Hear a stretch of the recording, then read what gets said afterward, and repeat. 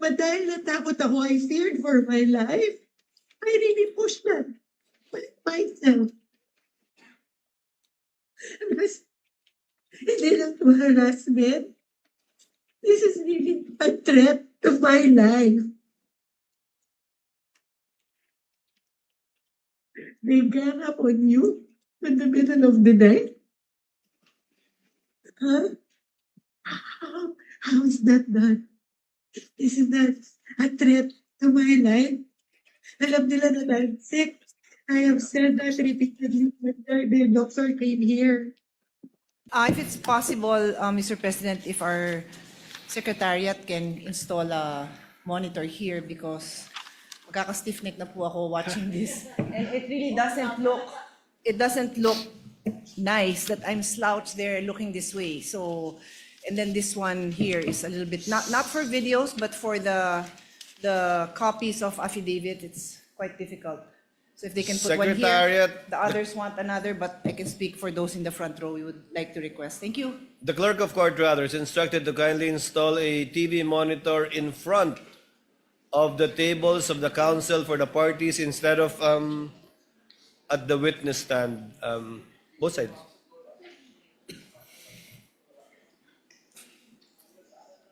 Underneath the table of the counsel for the parties, Senator Judge Pia.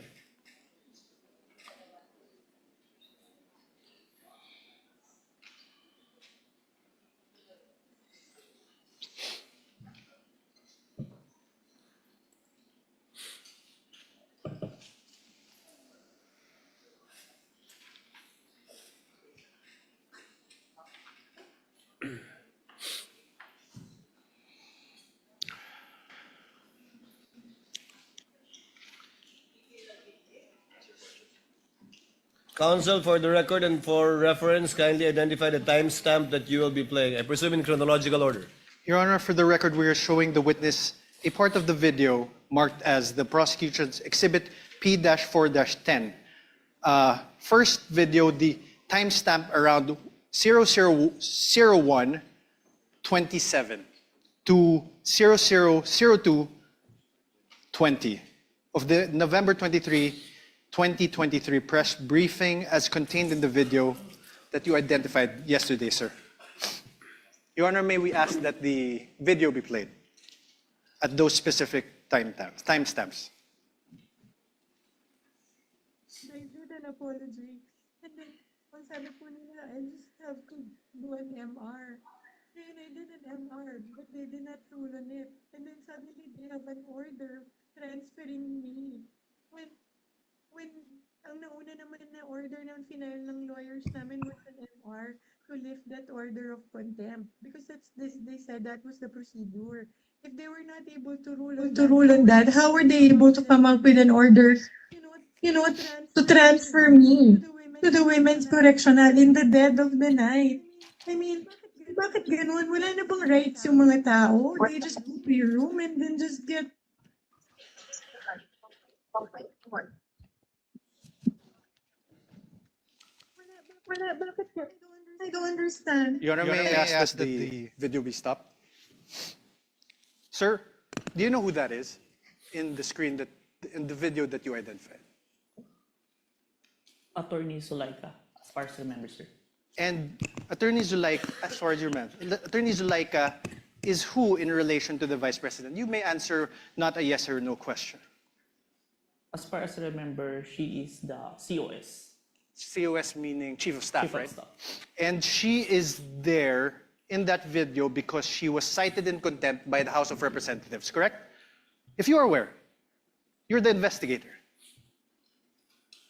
Prior to the... Sir, my question again. The witness Let is the about to witness answer. answer. Witness is in the process of answering. Prior to the scene, I have no personal knowledge, but based on her statement during the video, I think it was mentioned. So you didn't investigate the things that happened prior to the scene, correct? Sir, yes or no? We have investigated, sir. You didn't investigate. Oh, I did, sir. argumentative. That's why there's an October 18, sir. So what happened before that? If you investigated, what I happened? say I don't have personal knowledge, sir. Sir. Because I'm not present during that time, sir. Witness is not responsive. The question was, what happened prior to this video, this particular clip of the video, if you know, given that you investigated the incident, as you said? As far as I remember, there is a hearing in the House of Representatives. What committee, sir? I can't remember the committee, sir. What happened, sir?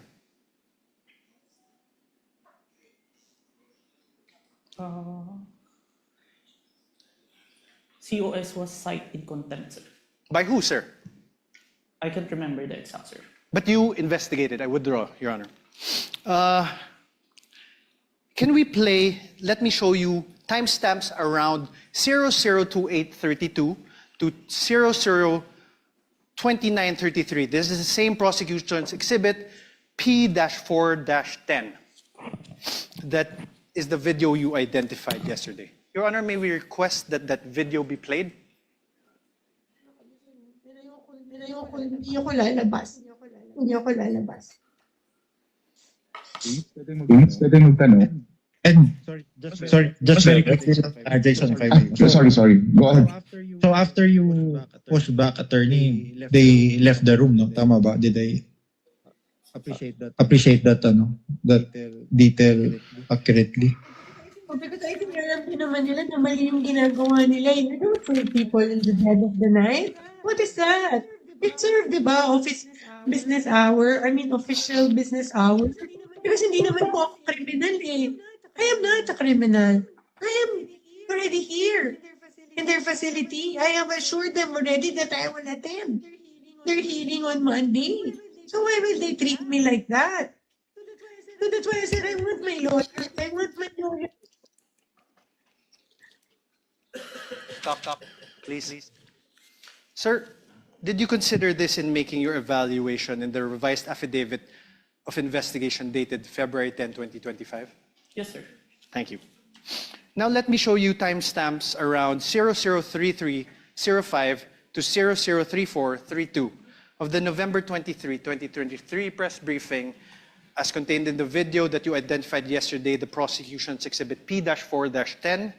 Your Honor, may we request that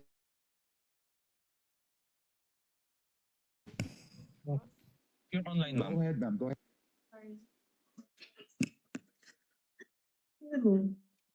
I would not have pushed that there by myself if I did not feel that I was being threatened. My life is being threatened. Alam niyo, I'm sure you saw in the hearing that my back hurts. I cannot parang lift heavy. I cannot. But dahil natakot ako, I feared for my life. I really pushed that myself. Because hindi lang to harassment. This is really a threat to my life. They gang up on you in the middle of the night? Huh? How is that done? Isn't that a threat to my life? Alam nila na I'm sick. I have said that repeatedly when the doctor came here. Stop. Thank you. Sir, did you investigate the threats to Attorney Zulaika's life? We need a complaint for this one. That's why Yes or no, sir? Did you investigate? we did not, because there's no You there's did no not. complaint. Okay, thank you. The motto pro No question, sir. If the witness may be allowed to answer, Your Honor? I had no question. Already answered. Did you consider this part in making your evaluation in the revised affidavit? Asked and answered. He said This is a yes different earlier. part, Your Honor. This is a There's different part. Did you Witness may consider answer. this part in your evaluation in the revised affidavit of investigation dated February 10, 2025? yes, sir.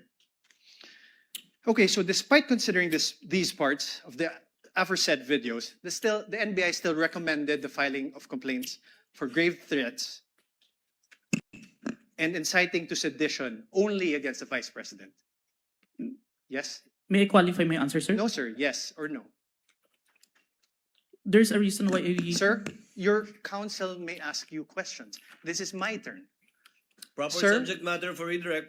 So, despite Counsel, proceed. considering these parts of the videos shown to you, the NBI still recommended the filing of complaints for grave threats and inciting to sedition against only the Vice President. Yes, sir.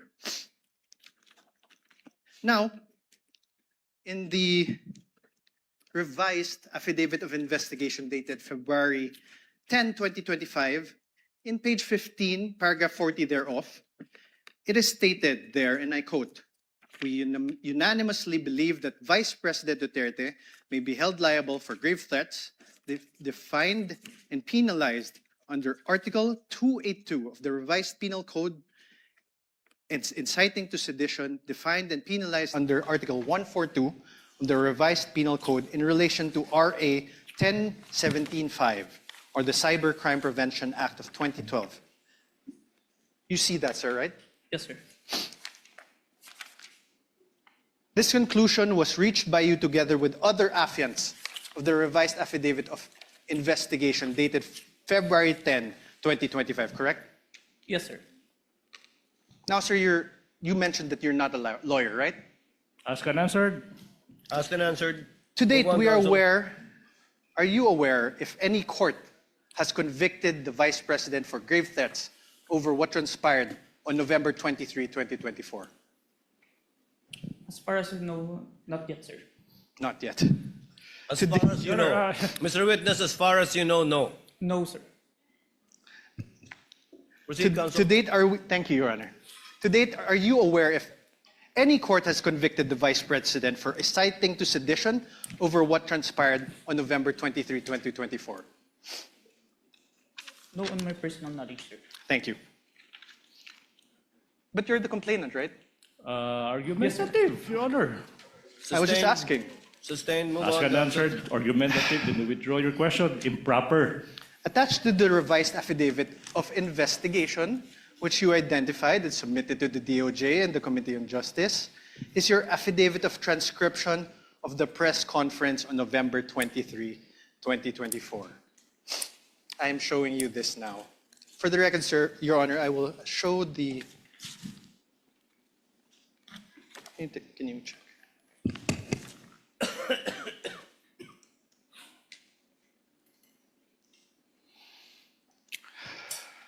Sir, please take a look.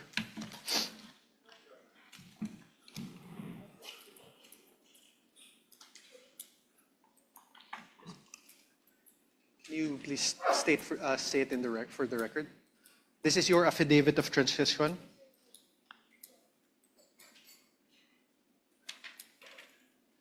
Yes, sir. This is a photocopy of my affidavit of transcription, sir. This refers to the press conference on November 23, 2024.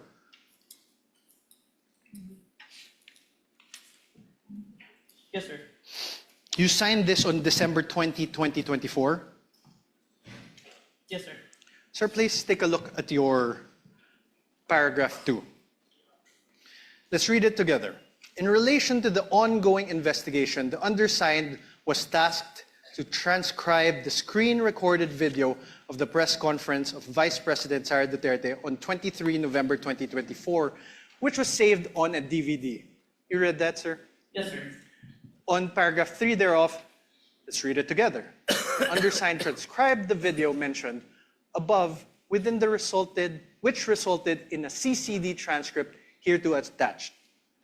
Yes, sir. You read that, sir?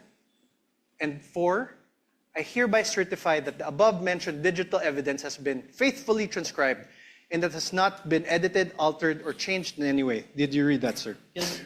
And I am, on number 5, paragraph 5, I am executing this affidavit to attest to the truth of the foregoing facts and circumstances and for whatever legal intent and purpose it may serve. Yes, Did you read that, sir? Yes, sir. These statements of yours, this affidavit of yours, these were all done under oath, correct? Yes, sir.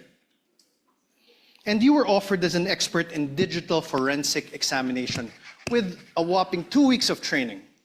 Do you confirm that that transcription of the screen-recorded video of the press conference of VP Sara Duterte on the 23 November 2024 has been faithfully transcribed? I don't remember that I was introduced as expert, but a competent witness. Okay, sir, but my question is, Oh, the press conference of VP Sara Duterte, that the transcription of the screen-recorded video of the press conference of VP Sara Duterte on 23 November 2024 was faithfully transcribed by you. Yes, sir.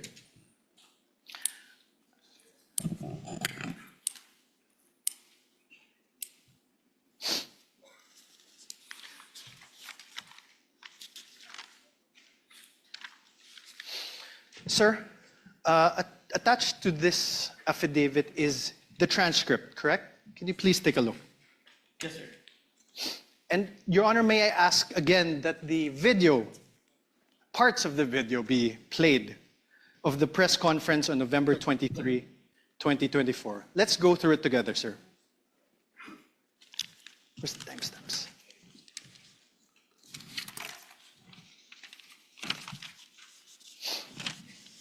First, let's go to around timestamp 00446.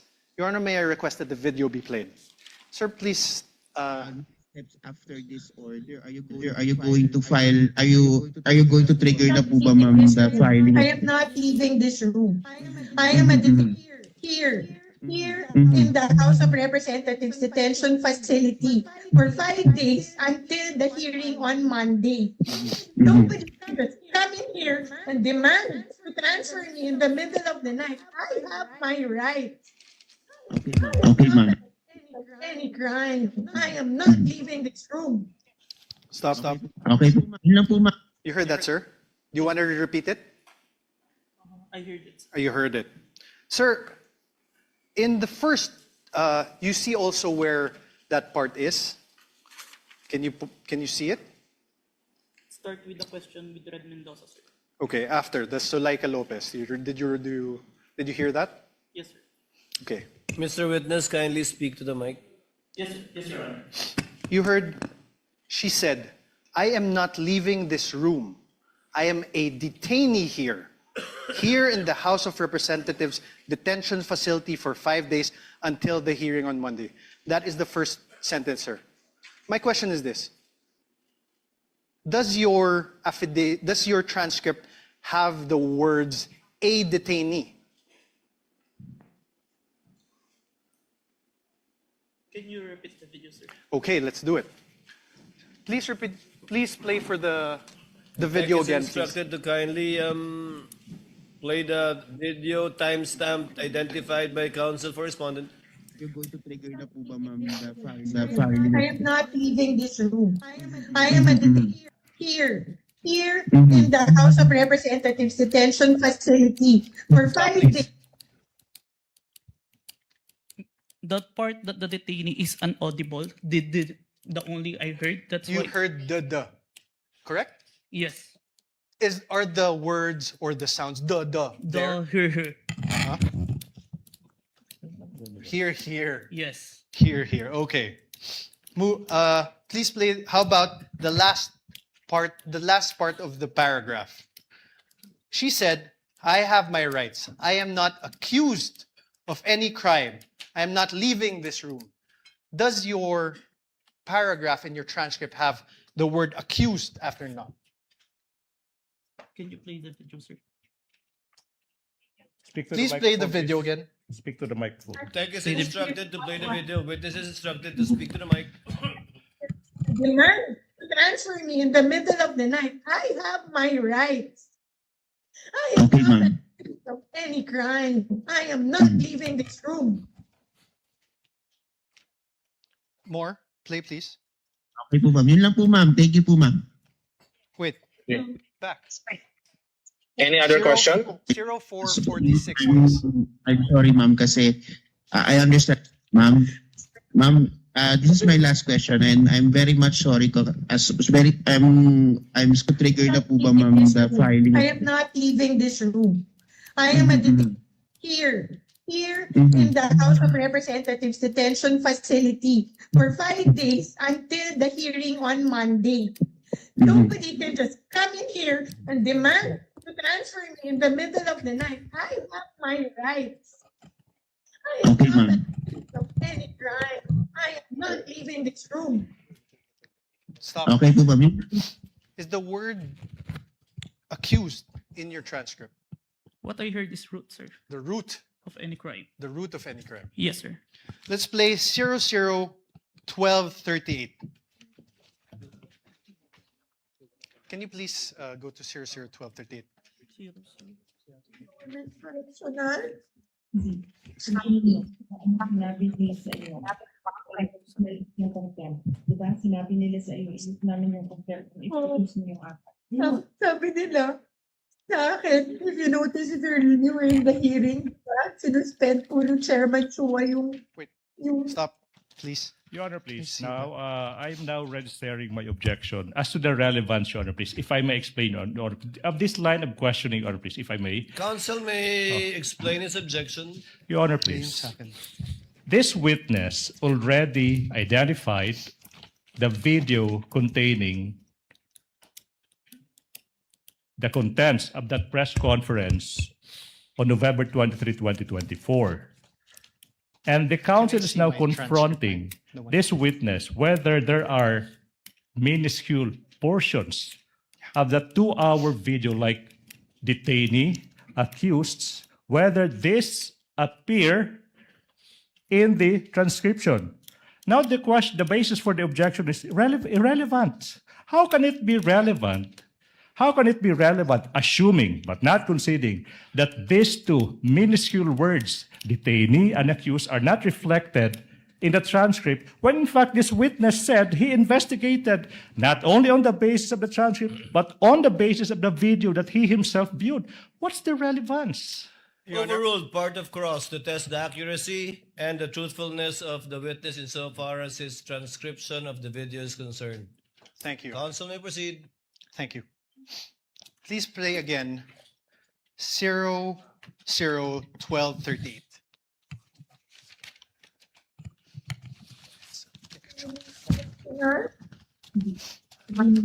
Sinabi nila sa iyo. Sinabi nila yung contempt. Diba? Sinabi nila sa iyo, isip namin yung contempt. Excuse me yung apat. sabi nila sa akin, if you notice if you were in the hearing, di ba? Sinuspend po ng Chairman Chua yung session. Tapos, nung sinight po ako ni Congressman Castro in contempt, then after that, nag-rule sila. Tapos, then sinuspend niya. Tapos, lumapit po sila. Nag-huddle sila. And then, they called my lawyer. And then, told him na kausapin ko. So, lumapit ako. And I really apologize. I said, you know, that letter to the Commission on Audit was really a position of the agency. It is our stand. Like all, di ba? Like, meron kang points na gusto mo i-raise. We respectfully parang raised our points to the Commission on Audit. Alam ko, hindi naman po yung mali kasi that was our right as an agency. Because there was an ongoing audit investigation. Pero hindi naman namin kinukuha.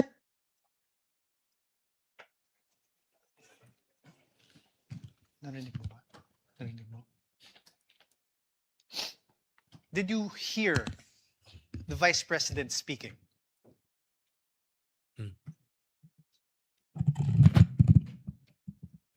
I don't hear. Can you please play again? Mr. Kalilong, you're reminded, please answer don't hear, through sir. the microphone. Can you please play it again? MR ka, we let you go. So we filed our MR. They did not rule on it. But suddenly, they were able to come out with an order ruling to transfer me to the Women's Correctional.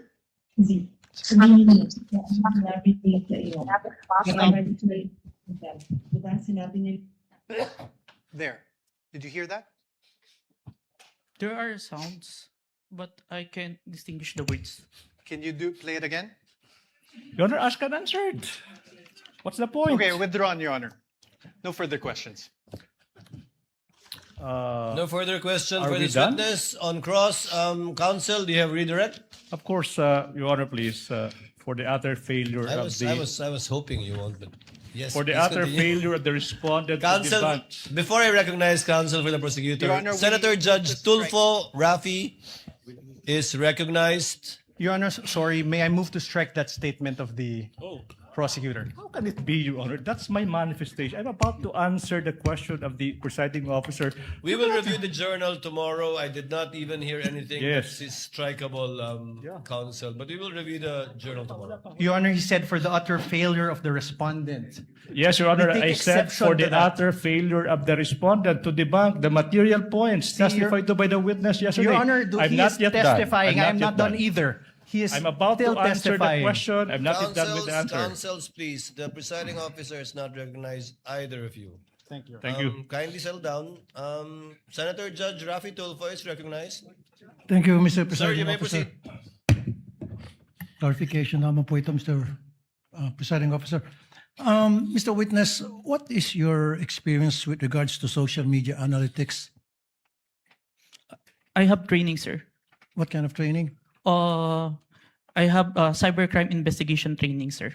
Okay. Are you familiar with Facebook, or do you have SOCMED accounts that would make you a little bit knowledgeable when it comes to SOCMED? Yes, sir. What is your account? What is your social media account? If I have any? an account in Facebook, Facebook. in Instagram, Okay. in X. X.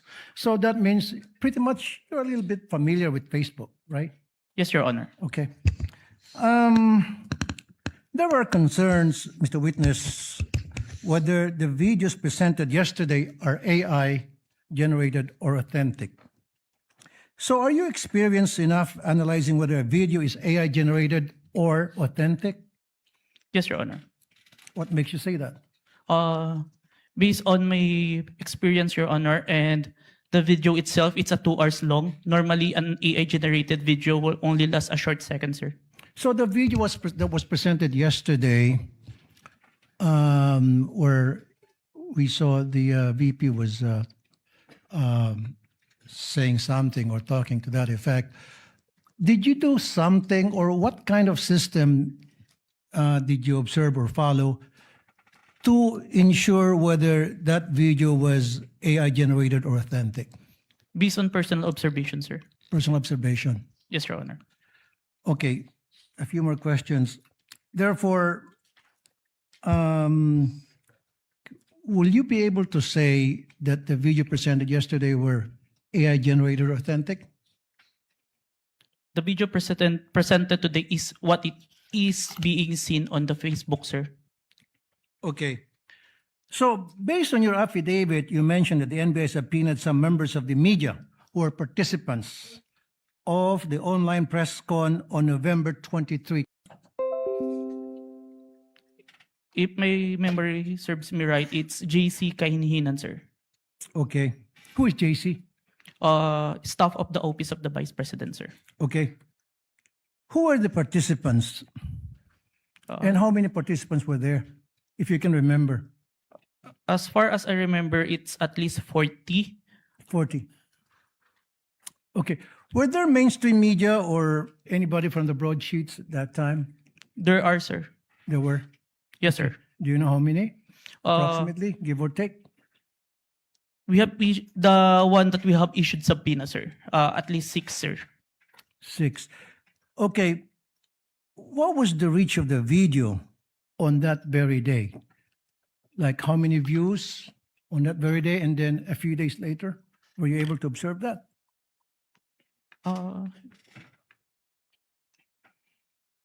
I can't remember, sir. You can't remember. Okay. How did it spread? O paano kumalat sa SOCMED yung videos that was presented yesterday, as far as you know, when you did an investigation? It became trending, sir. It became trending. And my last question is, kasi in-establish dito is inciting to sedition on top of yung sa sinasabing grave threat. Ano yung mga comments na napansin mo doon sa video? Can you give us an example?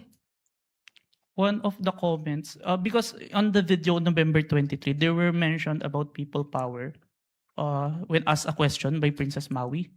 And the Vice President agreed, and ang laban ay wala sa EDSA, nasa Malacanang, and there are responses from the comments, but it's not documented that he's agreeing, sir. No further question, Mr. Presiding Officer. Thank you, Senator Judge Tulfo. Senator Judge Aquino, thereafter Senator Judge Pangilinan. Senator Judge Aquino has 2 minutes. You may proceed, sir. Maraming salamat, Mr. Presiding Officer. Mr. Kalilong, kanina may nabanggit na 2 affidavit, isang January at isang February. Yung January ay binalik sa inyo, tama po ba? Yes, Your Honor. And there were 7 grounds why it was returned to you, is that correct? 7 points. Can you narrate what are the 7 points that you addressed? Is that the correct term that you addressed in the second affidavit? Yes, Your Honor. Can you name them, please? May I have the certificate, sir? The certification, was it counsel for the respondent? Your Honor, may I Yes, you may approach and show him the document being alluded to by Senator Judge Aquino.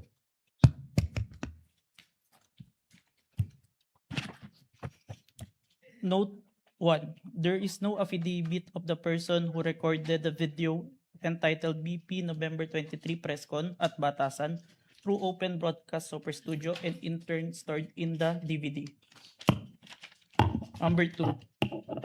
The press briefing conducted on October 18, 2024 was not recorded and or stored in DVD, and there was no TSN of the said briefing and the necessary affidavit of the person taking the TSN.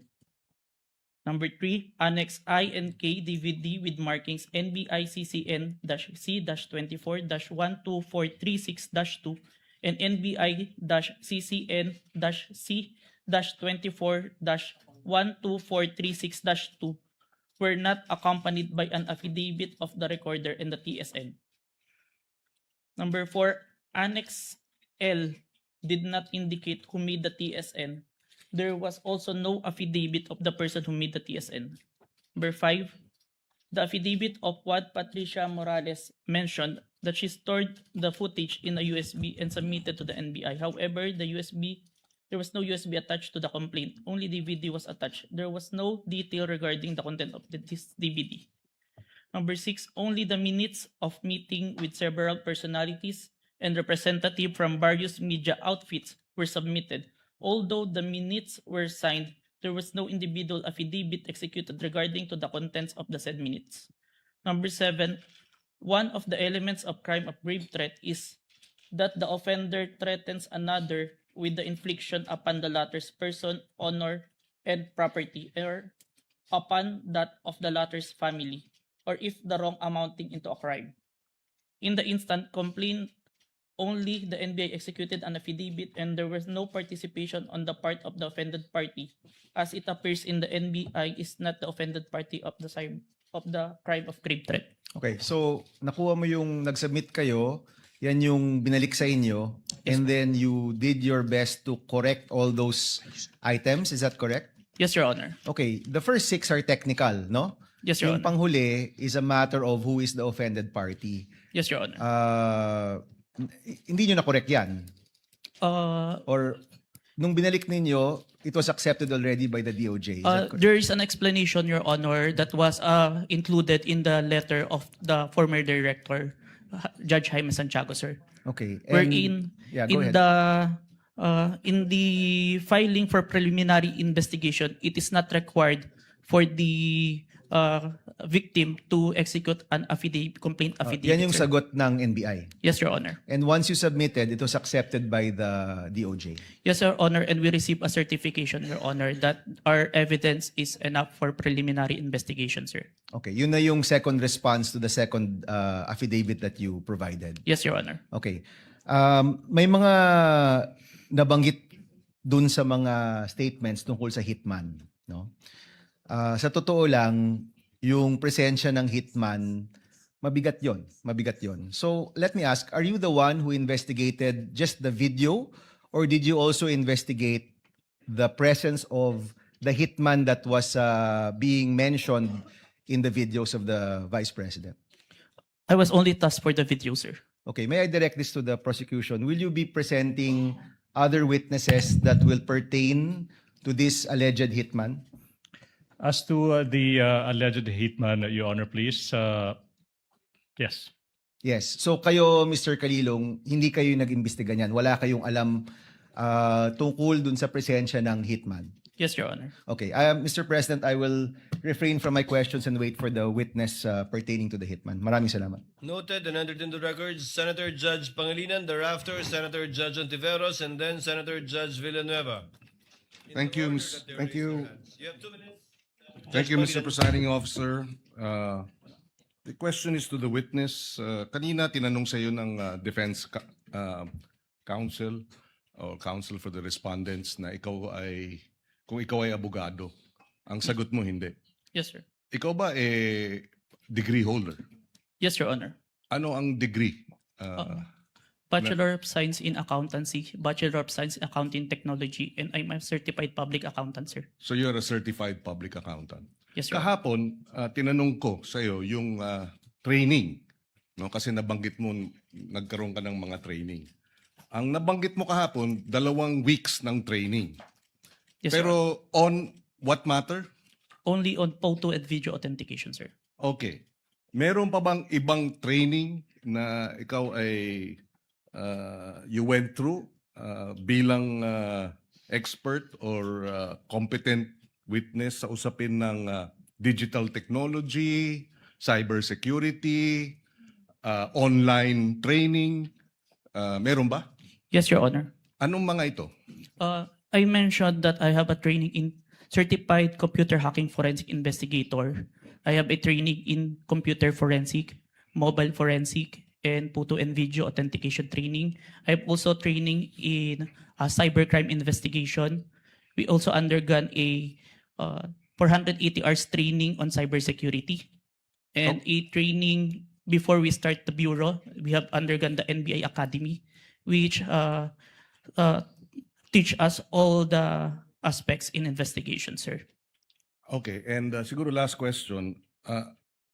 Ang training na ito, puro local ba o meron ding training sa ibang bansa? I have an international, sir, recently. Ano yan? It's a training in Strasbourg. Okay. The name of the training is...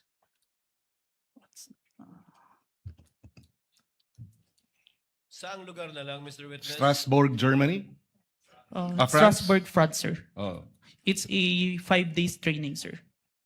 And meron pang ibang international seminars na inattendan mo? International, sir, but it is conducted locally, the Interpol, sir. Interpol. Yes, Your Honor. Okay. I have no further questions. Thank you, Senator Judge Salamat. Pangilinan. Senator Judge Ontiveros is recognized. You may proceed, ma'am, and you have 2 minutes. Salamat po, Mr. Presiding Officer. Para sa Counsel for the Defense, Mr. Presiding Officer, just for clarity, ano pong relevance nung video na ipinakita ni Attorney Zuleika Lopez? Sinasabi po ba ng depensa na yung mga alleged threats o alleged incitements ni VP Duterte ay prompted nung detention ni Attorney Lopez? Yes, Your Honor. There was a systematic oppression made by the House of Representatives dating back from their even before their mini trial, Your Honor. The committee headed by Representative Joel Chua began investigating the Vice President and her people, even when Attorney Zuleika Lopez was being interviewed by the House Committee of Quadcom Committee, Your Honor. Even if she was answering the questions faithfully and to the best of her ability, she was cited in contempt, detained. Her lawyer was not allowed. Her lawyer was not allowed to be with her when they were trying to detain her in the women's correctional facility, Your Honor. So, Mr. Presiding Officer, Counsel for the Defense, position po ba ng depensa na pwedeng palampasin ang alleged grave threats kung may masasabing lehitimong dahilan para magbanta? Your Honor, that is not the point. No. Mr. Presiding Officer, I am making a point through my question and I am asking the good counsel for the defense dahil sinabi nila there was a systematic oppression that yes, yan po ang nag-prompt nung alleged grave threats and alleged incitements ng Vice President na prompt po ng detention ni Attorney Lopez na kanyang inilarawan sa ipinakitang video kanina.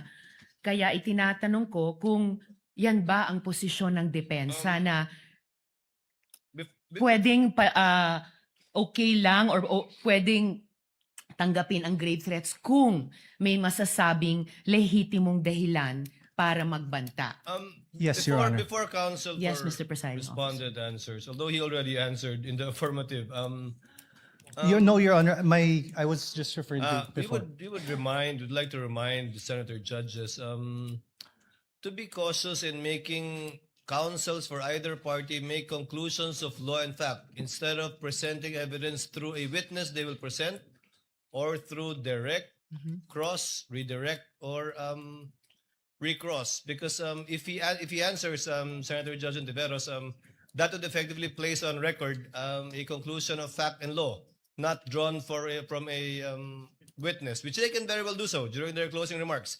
And when I allow him to speak by way of repartee to the peroration yesterday and discussion yesterday by counsel for the prosecution. But other than that, as agreed with some of the senator judges, we would try to limit the answers of the counsels for the parties. With your indulgence, Senator Judge Ontiveros, please. I submit, Mr. Presiding Thank you, ma'am. Officer, may I just in closing make of record that I also appreciated and also submitted to the ruling of the presiding officer yesterday because I appreciated that it partook of the history of impeachment proceedings in this court.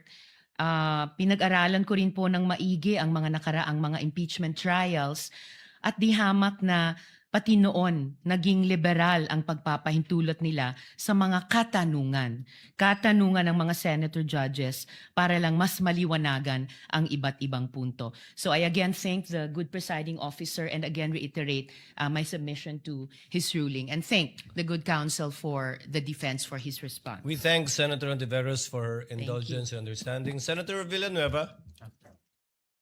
And thereafter, Senate President Gatchalian. You may proceed, sir. You have 2 minutes. Thank you, Mr. President, Mr. Presiding Officer. May I just point out something to the witness? Mr. President, Your Honors, the witness mentioned yesterday that reported statements of the Vice President were referred to the Presidential Security Command and evaluated in coordination with the National Security Council. Just to assist the court in evaluating the relevance and weight of the government security response in determining whether the respondent's conduct constitutes an impeachable offense. May we know from the witness could the witness explain yung threats po ba, how threats against the president are ordinarily assessed by the government? Kasi dito yung lumalabas yung pag-weigh natin whether or not meron bang bigat yung threat o ito'y ordinaryong threat na nangyayari sa pang-araw-araw nating buhay. Specifically, Mr. Witness, what factors are taken into account in evaluating a reported threat and in determining appropriate measures? I can't answer on the part of the NSC or TNO because I'm not part of the institution. In your in your capacity as an In my agent? capacity, Yes. what of the consideration if it's a active threat, if it's the one giving the threat is capable of doing so. Meaning, If someone high-ranking officials, and if you say an high-ranking and have official, a capability or power over to implement those such threat, it is considered, sir. example, a mayor, perhaps? Would you say a high-ranking official? A congressman? Not- Or yung basihan po ng kanyang threat. Kunyari, ang threat ko, dadalhin kita doon sa buwan. Wala naman akong space shuttle. So, wala din pong bearing yon. Is that the correct assumption? Not only, sir, but also how it was delivered, sir. Like what was mentioned in that I mentioned previously, it was mentioned that no joke, no joke. It's a serious. So that is the One of the considerations, that's sir. the consideration. Thank you very much. And lastly, Mr. Witness, you made mention na submit mo sa DOJ nung January 30. Is it the same affidavit that you submitted to the HOR? The one that submitted to the HOR is the affidavit dated February, sir. So that's the latest. Yes, sir. The one that complied with the requirements of the DOJ, sir. Thank you very much for that clarification. Thank you, Mr. President. Thank you, Senator Villanueva. Before I recognize Senate President Gatchalian and thereafter Senator Erwin Tulfo, may I remind Attorney Narvasa that your 5 minutes, you will be given your 5 minutes after the questions of the senator judges and before we recognize the counsel for the prosecutor for his redirect. Senate President Gatchalian is recognized. Your You may Honor. proceed, sir. You have 2 minutes. Thank you, Mr. May I be Presiding clarified? Officer. I believe that we would do it after recross. So You it's- want, I heard cross. Sorry, After Your we Honor. cross. Yes, Your Honor. Thank you, Your Honor. Better for us. Yes, Your Honor. Thank you, Mr. Presiding Officer. I just have a few questions, clarificatory questions. Narinig ko ho kanina ginong testigo na nasabi niyo may 40 media personalities doon sa press con. Tama po ba? Yes, Your Honor. Pero ang inyong inimbitahan, 6 lang. Yes, Your Honor. Bakit 6 lang? The 40, we see the number of participants, but the number of person who asked the Vice President during that time, it's limited. And we consider who we sure that is present during that time, Your Honor. Meron bang kayong criteria kung paano pipiliin itong mga media personalities or kung sino lang ang nagtanong? Kasi kahit hindi ka naman magtatanong, nandoon ka naman, naririnig mo yung mga diskusyon, meron ba kayong mga criteria kung paano pumipili ng media personalities? Yung sure po namin na present during that time, kasi kapag hindi po kasi kayo nagtanong, hindi po magpa-pop up yung mukha nyo tsaka yung pangalan nyo. Okay. At itong mga 6 na sinupinan ninyo, ano yung kanyang common statement na ibinigay? Kinonfirm po nila na present sila during the November 23, 2024 press conference, and yung utterance po ni Vice President narinig po nila. Okay, I believe ilan dito sa mga personalities ay ipapatawag rin. So tatalon ako sa ibang topic. Nakita ko kanina itong tungkol sa MaxCore Interventures at nakita ko kanina pinakita yung Articles of Incorporation. Mukha siyang supplier ng equipment. Ngayon, nasabi rin na doon ka nag-training for 2 weeks. Sino nagbayad ng training? Sir, the training is included in the procurement of digital forensic tools. In the procurement document, it ni-require po si MaxCore na mag-provide po ng training included in the equipment, sir. Yung paggamit ng equipment. Tsaka yung yung process po ng digital forensic as a whole. Yung kanya lang sila ba ay 'di ba sa mga IT, let's say Oracle, alam natin kilala yan pagdating sa IT. Si MaxCore ba ay kilala pagdating sa digital forensic training? Kasi pag nakita ko kanina, talagang supplier sila. But are they a well-known or internationally renowned training organization? It's not the MaxCore itself, but it's the trainer that they provide, sir, that is capable in training us, sir. Itong trainer na ito, certified siya in this type of technology? Yes, sir. The trainer has a lot of certifications in relation to digital forensics, sir. Can you name a few certification na meron itong trainer na ito? I can't remember, Let's sir. say Oracle or let's say Microsoft, di ba? May mga ganyan No, yan. sir. CompTIA, sir. CompTIA training. I believe he also have a certified ethical hacking certification and a lot more, sir. When it was presented to us, sir. Alright. So, itong mga trainers nito ay certified trainers na pwedeng mag-train sa'yo at magiging certified ka rin. Yes, sir. Initial na akong certificate, sir. Lastly, Mr. Presiding Officer, after training, nakakuha ka ba ng certification na katulad sa kanila? No, sir. But that certification that I was trained by them, sir. Pero ikaw mismo, are you certified I have- to do forensic examinations for your purpose and responsibility? I have a certification, sir. I am a certified computer hacking forensic investigator, Na, sir. itong forensic analysis, meron kang for this purpose, itong pinag-uusapan natin. The computer, the authentication, sir, part? Or as a whole, sir? As a whole. I have a certification in computer hacking, sir, specific. But I have trainings in relation to the... Iba yung hacking eh. Yung pinag-uusapan natin, forensic examination ng video, forensic examination ng mga ganitong bagay. Meron kang certification doon? I have certificate, sir. All right. Thank you, Mr. Presiding Officer. Senator Judge Erwin Tulfo, thereafter Senator Judge Marcos. You may proceed, sir. You have 2 minutes. Maraming salamat, Mr. Chair, Mr. Presiding Officer. Ang katanungan ko po ay para sa ating testigo. Batid ko po na sa ilalim ng Republic Act 10867, sa ilalim po ng Section 4, ang kapangyarihan po ng inyong ahensya na mag-imbestiga kapag ng mga krimen, partikular na tulad ng mga banta sa buhay ng Pangulo, ikalawang Pangulo, Senate President, Speaker of the House at Chief Justice. Tama po yun. Yes, Your Honor. Kahit na lalo pat pag ito ay may kaugnayan sa national security. Tama po? Yes, Your Honor. Pero ang tanong ko po, ang pagsasampa po ba ng kaso, nasa mandato rin po ba ng NBI na magsampa ng kaso doon sa mga tao na nagbanta sa buhay ng Pangulo, ikalawang Pangulo, Senate President, Speaker of the House, Chief Justice?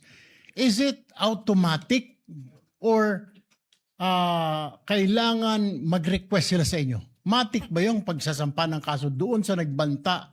In this case, is it automatic or wala lang, kasama sa mandato niyo to file charges dahil binantaan mo Pangulo o si Vice Presidente kung sino mang yang 4 na matataas na opisyal natin or 5 matataas na opisyal natin? Ang basis namin doon, Your Honor, is yung primary objective namin to investigate cases to the threat to the President, Vice President, Senate President, Supreme Court. And if we found that the evidence is enough that there is a crime committed, we will file a case because that's the output of our investigation, sir. Kahit po ba na hindi yung biktima, in this case yung Pangulo, biktima ng threat, kahit na hindi siya nagreklamo, automatic po yun? Kahit na hindi siya nagreklamo sa inyo? Yes, Your Honor. Okay. Hindi nyo na siya kailangan tanungin pa na, Sir, gusto nyo po bang kasuhan namin ito? Wala nang gano'n. You will never ask. Sabihin natin, hindi lang Pangulo, Vice Presidente, nangyari din sa Vice Presidente o sa Speaker of the House, sa Senate President o sa Chief Justice. Hindi nyo naman lang siya afford to ask him like, Sir, will you go to the process? Kasi magpa-file ka po ng mga affidavit. This is a long process, etc. Kahit na Pangulo ka po, may pipirmahan ka mga affidavit. Is it automatic, Mr. Witness? We submitted it, sir, even without a complaint in the for preliminary investigation, sir. No further questions, Mr. President. Thank you, Senator Judge Erwin Tulfo. Senator Judge Marcos is recognized. You may proceed, ma'am, and you have 2 minutes. Yes, maraming salamat. Mahal na namumuna. Hihingi lang po ako ng dokumento para mas madali nating sundan ang mga pangyayari. Nalilito lahat pagkat wala po kaming papel. At ang nabigay sa amin, eto, Annex FFFGGG. Nalilito po kami kung alin dito yung mga papel. Kung maaari kaming bigyan, unang-una, yung unang tinutukoy, the first affidavit of investigation dated January 30, alleging grave threats inciting to sedition ng NBI. Ikalawa, yung napasok na yata sa record, pero nais rin namin bilang Senator Judge na magkaroon ng kopya ng DOJ certification signed by Prosecutor Bandung February 5 na nagbigay ng 7 grounds na insufficient for preliminary investigation. Ikatlo, yung naibigay na. Ito klaro to, naibigay po ni Mavic at ng iba pang staff natin, yung February 10, yung ikalawang amended na ibinigay na revised affidavit of authentication, February 11. Ngunit sabi ni Testigo Kalilong na merong kasama ito na wala rito sa record natin at sana maibigay si Senator Judge, ito yung sulat kasama nung second revised affidavit of authentication. Ito naman yung sinasabing sulat ni Santiago K. Fadulyon ng DOJ na nagsasaad na hindi kailangan na may private complainant yung sina Presidente, ang First Lady at saka yung dating Speaker dahil base sa kaso ng Santos Concho versus DOJ na 2008, hindi daw kailangan yung private complainant. May we also have a copy of the same.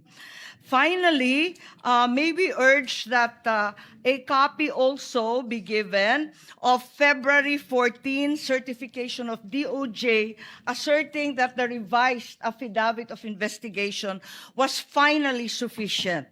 Nais lang namin na makita yon at alamin yung investigation data, huling-huli, nung March 7, almost a month after the submission of the affidavit of authentication, kasi halos isang buwan bago utusan na magkaroon ng investigation data form. Sana may kopya rin tayo noon. To respond to Senator Judge Marcos, what the court has copies of are the pre-marked documents that the parties pre-marked during pre-trial, but not documents that have not yet been pre-marked. Most of the documents you mentioned that was discussed by counsel for respondent has not yet been pre-marked. They only used it to confront via cross-examination the witness of the prosecution. But the ones we have, we will furnish you with a reminder, of course, Senator Judge Marcos, that these documents have not yet been formally offered by either party. And we still have to await formal offer before the court rules on the admissibility, if at all, of these documents. But we will endeavor to furnish the good Senator Judge with whatever the clerk has. Yes, Your Honor, if I may. if we could be provided with whatever the clerk has and adequately identified, not as GGGGG or FFFFF, at sana kung mabuo yung mga dokumentong sinasabi sa lalong madaling panahon. Maraming salamat. We will endeavor to comply as best we can, Senator Judge Marcos. Same issue.